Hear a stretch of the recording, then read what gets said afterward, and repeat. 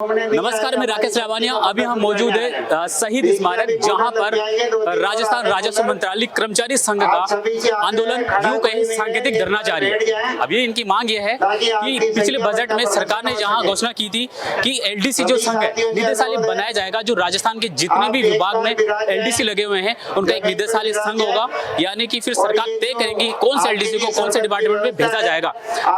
और जहां पर जो एलडीसी कलेक्ट्रेट में पोस्टेड है या यूं है अकाउंटेंट में राजस्व का काम करते हैं, वो चाहते हैं कि इस निदेशालय से उनको बाहर रखा जाए। इसी को लेके सांकेतिक धरना जारी है। हम जानने की कोशिश करेंगे आखिर ये मामला क्या है क्या नहीं है। एक बार मैं कैमरामैन से दिखाना चाहूंगा, पूरा एक बार दिखा दे, क्योंकि इनका सांकेतिक जो धरना चल रहा है, आज तो सांकेतिक धरना दिया है, आगे और चलता रहेगा।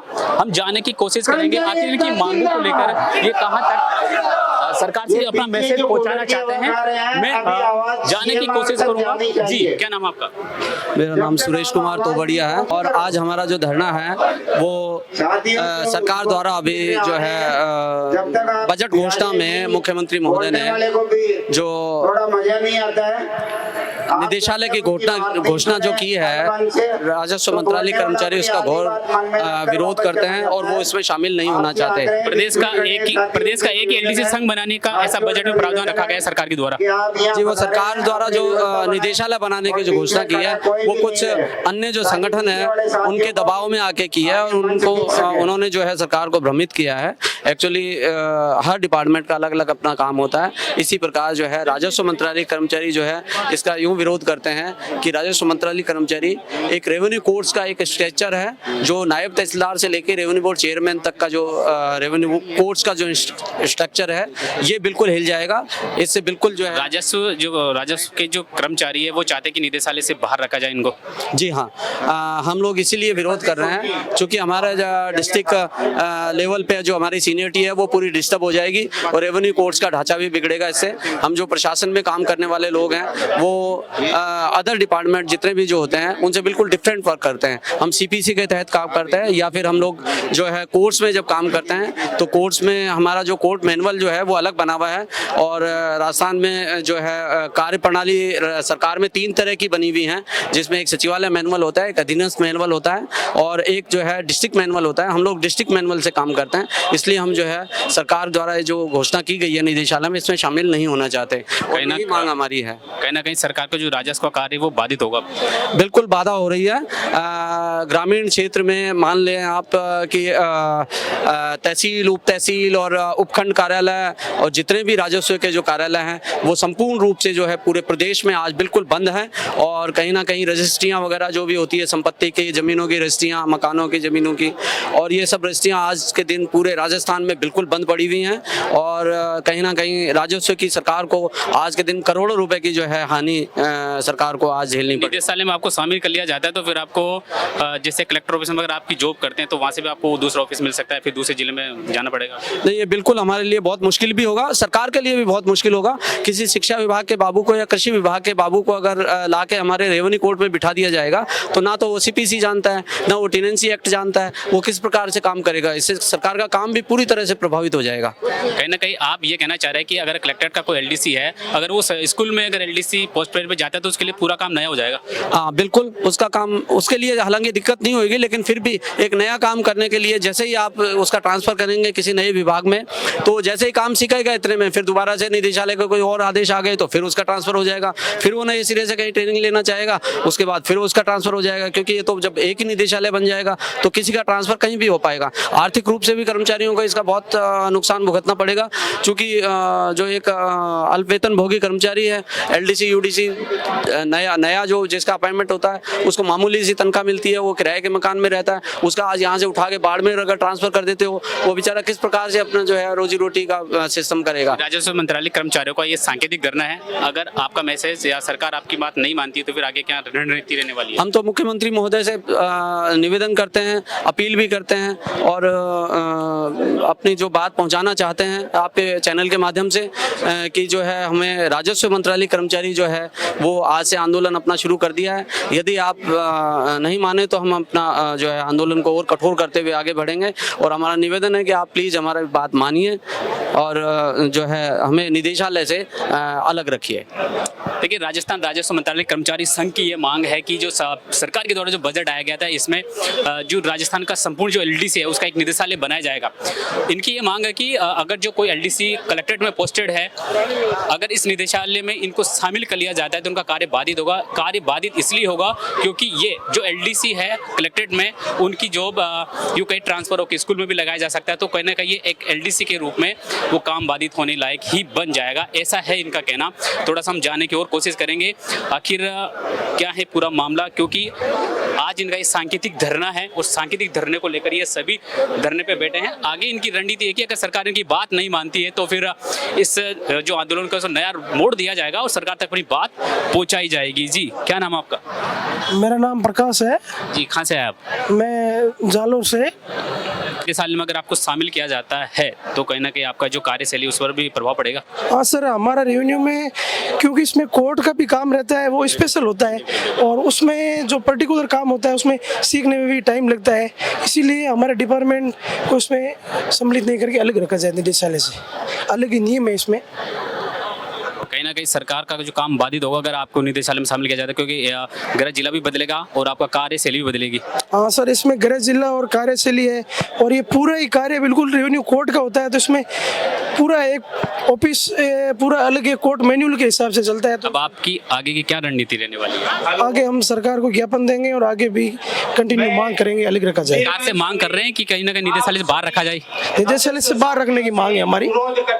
देखिए, राजस्व मंत्रालय जो कर्मचारी संघ है उनकी मांग है कि इनको कैसे न कैसे जो बजट में सरकार ने घोषणा की निदेशालय बनाने की, उस निदेशालय से इनको बाहर रखा जाए। मैं थोड़ा सा और जानने की कोशिश करूंगा कि आखिर पूरी इस विषय पे चर्चा के दौरान हमारे साथ मौजूद रहेंगे। जी सर, क्या नाम है आपका? शंभू सिंह राठौड़, कहाँ से है आप? अजमेर से।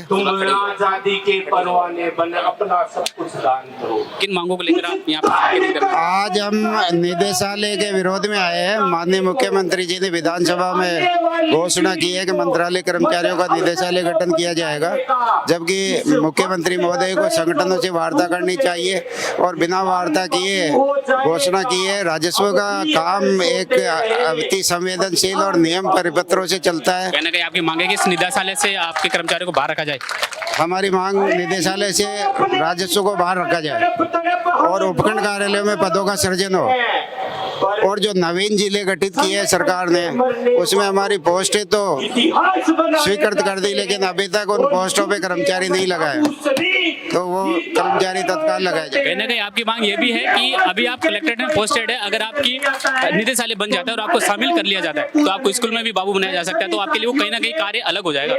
बिल्कुल सही फरमा रहे हैं आप, क्योंकि राजस्व का जो कोर्ट है वो टेनेंसी एक्ट और भू राजस्व अधिनियम सीपीसी सीआरपीसी से चलता है और 15-20 साल का राजस्व का कार्मिक जो होता है उसके बाद रीडर सीट पर संभालने के लायक होता है। लेकिन यदि उस सीट पर एजुकेशन या दूसरे किसी विभाग का बाबू आकर बैठेगा तो काश्तकारों को न्याय मिलने में देर होगी, ना तो कोर्ट चल पाएगा, अधिकारी परेशान रहेंगे और दूसरे डिपार्टमेंट का बाबू इस रेवेन्यू को नहीं संभाल सकता है। वेराइटी ऑफ वर्क है, इसलिए हम राजस्व को निदेशालय से बाहर रखा जाए। आप चाहते हैं कि निदेशालय से बाहर रखा जाए, सरकार का काम भी टफ ना हो। आप चाहते हैं कि निदेशालय से हमें बाहर ना रखा जाए, बाहर रखा जाए, क्योंकि सरकार से काम बाधित होगा अगर आपको शामिल कर लिया जाता है तो। नहीं, हमें अगर शामिल कर लिया जाएगा तो सरकार का सारा काम ठप हो जाएगा। हम तो यही कह रहे हैं सरकार को कि आप एक बार पुनर्विचार करें, राजस्व को बाहर रखें, और नहीं रखेंगे तो हम आंदोलन पे आ गए हैं, आंदोलन करेंगे, दो हाथ करेंगे सरकार से। अगर सरकार आपकी मांग नहीं मानती है, नहीं सुनती है तो? डेमोक्रेसी है, सरकार बात करेगी, हमें विश्वास है सरकार हमसे बात करेगी। आज आपका सांकेतिक धरना, आगे क्या रणनीति रहने वाली है आपकी? अभी देखिए, अभी तो आज का विचार तो यही है कि जब तक हमारी सक्षम स्तर से वार्ता नहीं हो जाए हम यहाँ से नहीं हटें। आपको उम्मीद है डबल इंजन की सरकार से उम्मीद है आपको? बिल्कुल, माननीय मुख्यमंत्री जी पे पूरा भरोसा है मुख्यमंत्री जी संवेदनशील है, हमें विश्वास है वो हमें बुलाएंगे, हमारे से बात करेंगे।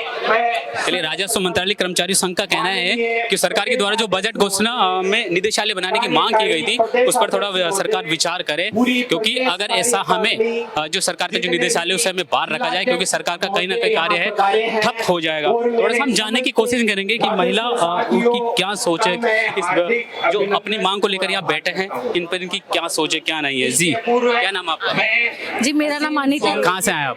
मैं जयपुर से ही बिलोंग करती हूँ। किस रूप से आप अपनी मांगों को सरकार के सामने रखना चाह रहे हैं, क्या आपकी मांग है? हमारी मांग है, जो सरकार ने निदेशालय के गठन किया गया है उसमें कर्मचारियों को अलग ही रखे, उस निदेशालय से कर्मचारियों, राजस्व मंत्रालय कर्मचारियों को अलग रखे, यही हमारी मांग है। आपकी मांग है कि सरकार जो आपका जो कर्मचारी संघ है उसको निदेशालय से बाहर रखा जाए। अगर निदेशालय में शामिल कर लिया जाता है तो कहीं ना कहीं आपका कार्य बाधित होगा और आपकी कार्यशैली पर प्रभाव पड़ेगा। बिल्कुल, कार्य पर तो प्रभाव पड़ेगा, प्लस और भी जो कर्मचारियों को जो है उसमें नुकसान होगा कर्मचारियों को, तो वो हम नहीं चाहते मंत्रालय कर्मचारियों को नुकसान हो। आपका यूँ कहना है कि अगर आप कलेक्ट्रेट में पोस्टेड हैं एलडीसी के रूप में और अगर निदेशालय में आपको शामिल कर लिया जाता है तो आप कहीं ना किसी में आपकी स्कूल में भी ट्रांसफर करके आप वहाँ जो आपके रूप से काम करने का जो तरीका पूरा ही बदल जाएगा। जी हाँ, आप जो बोल रहे हो वो बिल्कुल सही बोल रहे हो, इसके लिए मैं इस बात से सहमत हूँ। जी मैम, क्या नाम है आपका? मेरा नाम संतोष त्रिपाठी है, मैं कलेक्टर कार्यालय अजमेर से हूँ और हम आज यहाँ सब इकट्ठे हुए हमारी एकता दिखाने के लिए। जो सरकार हमसे चाह रही है निर्देशालय में एक होने के लिए, हम एक नहीं होना चाहते हैं, हम निर्देशालय में शामिल नहीं होना चाहते। अगर हम निर्देशालय में शामिल हो जाएंगे सारे बाबू का कैडर एक हो जाएगा, प्रमोशन में भी कमी आएगी। अगर वो सब सरकार अपनी मनमानी कर रही है, हम उनको मनमानी नहीं करने देंगे। आज हमने हमारी एकता का प्रतीक किया है यहाँ के। अगर आपको निदेशालय में शामिल कर लिया जाता है तो आपकी कार्यशैली पूरी तरह से बदल जाएगी। हमारी कार्यशैली बदल जाएगी, हमारे कहीं भी ट्रांसफर हो सकते हैं। एक लेडीज को अगर स्कूल में डाल दिया, रेवेन्यू का काम करे, वो स्कूल में क्या करेगी जाके, और उसको हमारे 4 किलोमीटर दूर भेजे, वो लेडीज कैसे मैनेज करेगी, घर का काम भी करेगी कैसे? इसलिए हम निर्देशालय ने हम कलेक्ट्रेट कहीं ना कहीं कोई कलेक्ट्रेट में एलडीसी के रूप में अभी पोस्टेड है, अगर वो इस निदेशालय में शामिल कर लेते हैं तो आपको सरकारी स्कूल में पोस्टेड हो जाएंगे तो कहीं ना कहीं आपकी कार्यशैली पे प्रभाव पड़ेगा। बहुत प्रभाव पड़ेगा, क्योंकि एक स्कूल का बाबू केवल बिल बनाता है, एक कलेक्ट्रेट का बाबू पूरा रेवेन्यू का काम करता है, पूरा सब कुछ करता है। अगर रेवेन्यू के बाबू को स्कूल में भेजते तो जो स्कूल का बाबू आएगा वो रेवेन्यू में क्या कर सकेगा? जिसका प्रयास पहले है वही सीख सकता है, स्कूल का बाबू कुछ नहीं कर सकता है। स्कूल का बाबू अगर कलेक्ट्रेट में एलडीसी बन जाए तो पूरी तरह से काम नया हो जाएगा, पूरा काम नया हो जाएगा। उसके लिए उसको टाइम लगेगा सीखने में। हमें तो कोई दिक्कत नहीं आएगी, पर हमें जाने की दिक्कत आएगी। हम ये चाहते हैं हम रेवेन्यू राजस्व कर्मचारी मंत्रालय कर्मचारी संघ में ही रहे, हम बाहर निदेशालय में जाना नहीं चाहेंगे। और हम ये तय कर लिया हमने, सभी बाबू हम एक, हम निर्देशालय नहीं बनने देंगे सरकार। अगर निदेशालय बन गए और आपको शामिल कर लिया जाता है तो फिर आप आगे क्या? हम विरोध करेंगे, हम रैली करेंगे, धरना देंगे, सरकार को आवाज देंगे। डबल इंजन की सरकार है, क्या उम्मीद है आपको? हमारे इंजन हम निर्देशालय बनने नहीं देंगे ना। सारे बाबू एकता है, बाबू एकता जिंदाबाद। ऐसा कुछ नहीं है कि हमारे बाबू को तोड़ सकते हैं, हमारे में बहुत। लेकिन बजट में तो सरकार ने घोषणा कर दी कि निदेशालय बनाएंगे। नहीं, बदलना सरकार पे दबाव डाला जाएगा, हमें फिर आगे कोई नया सरकार को मजबूर करेंगे आप? मजबूर करेंगे, नया रास्ता देखेंगे हम सरकार के लिए। सरकार को घुटनों के बल देखेंगे हम। क्या बात करते हो आप? बाबू में बहुत एकता है। तो सरकार को कहीं ना कहीं पॉलिसी बदलनी होगी। सरकार को पॉलिसी बदलना रिलेटिव है मेरा, पॉलिसी बदलनी पड़ेगी उसको। क्या बात? लेकिन इनकी मांग है कि सरकार को पॉलिसी बदलनी होगी। अगर सरकार पॉलिसी नहीं बदलती तो सड़कें जाम करेंगे, वो पूरी सड़क को ही कवर कर लेंगे और सारी पूरी विधानसभा घेराव कर देंगे। थोड़ा सा और जानने की हम कोशिश करेंगे। संस्थापन अधिकारी सेवानिवृत्त कार्यालय जिला कलेक्टर जोधपुर। हमारी मुख्य मांग है कि राजस्व मंत्रालय कर्मचारी के जो ये निदेशालय का जो गठन किया जा रहा है उसमें हमें सम्मिलित नहीं किया जाए, क्योंकि हमारे यहाँ पूर्व में ही राजस्व मंडल अजमेर गठन किया हुआ है और राजस्व मंडल अजमेर से ही हमारे सभी कर्मचारियों का कार्य वहीं हो रहा है। ये राजस्व मंडल के स्तर पर जो कार्रवाई हो रही है, अब वो अगर निदेशालय बना तो वहाँ होगी और इससे कर्मचारियों को बहुत भारी नुकसान होगा, क्योंकि 9, 18, 27 जो सिलेक्शन गेट मिलता है वो आपको कहीं ना कहीं आपको निदेशालय से बाहर रखने की मांग कर रहे हैं आप? जी हाँ, निदेशालय से बाहर रहने की हम मांग कर रहे हैं। अगर निदेशालय में आपको शामिल कर लिया जाता है तो कहीं ना कहीं काम ठप होगा। नहीं, अभी वैसे जिला कलेक्टर कार्यालय में हमारे यहाँ काम होता है, वही जिला कलेक्टर अभी आप कार्य कर रहे हैं, लेकिन अगर आप स्कूल में चले जाते हो आपके लिए कार्य पूरा बदल जाएगा। हाँ बिल्कुल बदल जाएगा सर, बिल्कुल वहीं जाएंगे तो सारा काम वहाँ हमें जाकर करना पड़ेगा। डबल इंजन की सरकार है, डबल इंजन सरकार से कोई उम्मीद है आपको? डबल इंजन की सरकार से हमें उम्मीद है, जैसे अभी 18% डीए और 2% डीए जो हमें दिया अभी, इसी तरह अगर हमें हमारे कर्मचारियों के हित में अगर 8, 14, 16 अगर ये सिलेक्शन ग्रेड दे तो हमें बहुत फायदा होगा सब। अगर आपकी बात सरकार नहीं सुनती है, नहीं मानती, तो फिर आगे की क्या रणनीति रहेगी? इस संबंध में हमारे प्रदेश कार्यकारिणी जो भी निर्णय लेगी, हम सभी कार्यकारिणी उसी के तहत सभी कर्मचारी उसका पालन करेंगे। क्या मांगे आपकी? हमारा राजस्व मंत्रालय कर्मचारी निदेशालय गठन में शामिल नहीं होगा।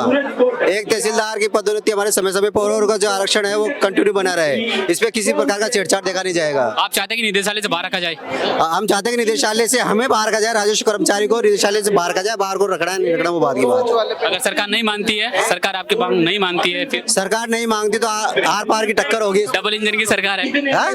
डबल इंजन की सरकार। हम भी 5 इंजन के हैं, सभी इंजन हमारे साथ है। डबल इंजन की सरकार है, हम सरकार का सपोर्ट करते हैं, लेकिन हम सरकार के साथ हैं। आप चाहते हैं कि राजस्व मंत्रालय के जो कर्मचारी संघ है उनको निदेशालय से बाहर रखा जाए? हम चाहते हैं कि राजस्व मंत्रालय कर्मचारी को निदेशालय से बाहर रखा जाए और इनका एक अलग ही कैडर चलता रहे। कहीं पूरा कार्य प्रणाली बदल जाएगी अगर आपको शामिल कर लिया जाता है तो? हाँ, कार्यकारिणी बदल जाए। कार्यकारिणी बदलने की वो नहीं कह रहा हम। आगे की क्या रणनीति रहने वाली है? आगे की रणनीति जो प्रदेश अध्यक्ष की होगी वो हम उसमें साथ होंगे। कि राजस्थान राजस्व मंत्रालय कर्मचारी संघ का जो धरना है वो लगातार चल रहा है। कैमरामैन को दिखाना चाहूंगा, एक बार दिखाए। और सरकार से इनकी मांग है, कहीं ना कहीं जो सरकार ने बजट में इनको बोला है कि एक निदेशालय बनाने की मांग की है, और अगर निदेशालय बन जाता है और इनको अधिकारी को शामिल कर लिया जाता है, कहीं ना कहीं सरकार या यूं कहें कि एलडीसी की जो कार्यशैली उन पर प्रभाव पड़ेगा। कैमरामैन गिराज के साथ मेरा केसरवानिया, गोल्डन हिंद, जयपुर।